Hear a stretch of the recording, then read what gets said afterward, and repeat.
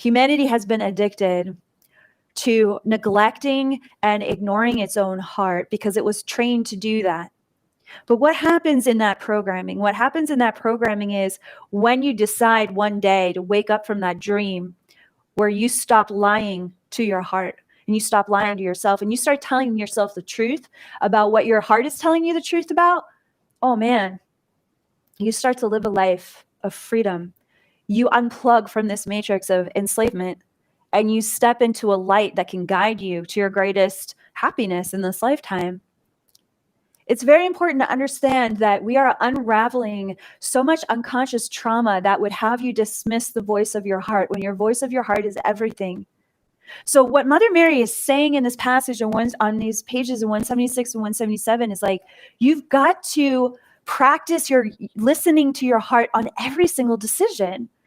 Every single decision is teaching you about when the big decisions come up, right? So if you know your yes versus a no for the groceries that you buy or the clothes that you wear or how you want to speak to your children, then you're going to know your yeses from your nos when the really big decisions come in your life about your career, about important relationships, about decisions you're going to make that could impact the future of your children. You're going to know how to stand in the strength of what is right for you, what really works for you and your loved ones and the safety and health of your future.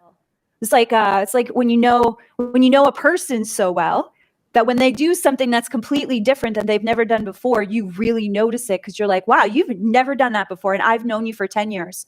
What's happened? What's changed? What's going on with you? That's how well I want you to know your yes from your no. It's like, I really know my yes so well that when a no comes in, it's like a screeching halt. Or I know my no so well that when the wall of my no comes down, the yes floods me like an ocean of freedom. That's what's happening when we learn how to listen to our yeses and our nos speaking to us from our heart. And then what happens? Mother Mary says, she says, at first, the voice of your heart, I'm reading from page 176. She says, at first, the voice of your heart may feel curt or brief in its responses, simply replying with yes or no or short phrases, but do not give up.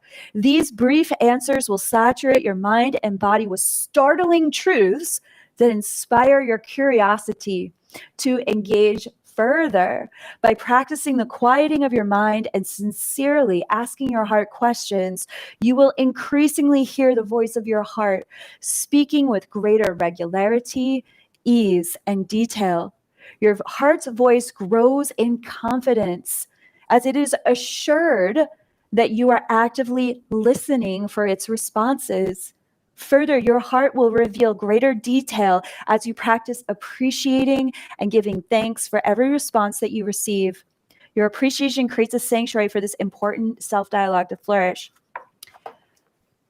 When you have unconscious programming and unresolved trauma, what happens is there's neurological patterns that can happen that can prevent you from knowing your yeses and your nos. So few people will actually know what's really happening. There's going to be a lot of people that think that one thing is happening, but there's going to be a whole other level of reality that's happening. And it's like, you don't even have to understand what is real about the outer world. If you know the yes and the no of your own heart, the crazy can just melt down for days and you're going to know exactly where you're supposed to be, how you're supposed to be serving, and how you can continue to succeed and thrive.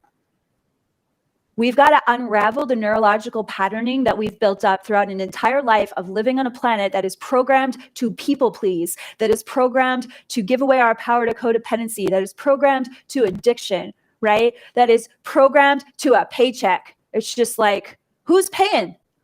I'll tell you who's paying for your life. God is paying for your life. Whatever God is for you, source, your higher self. If you really know your yes versus your no, you're going to be guided every step of the way through all of the weird that's here and that will be coming.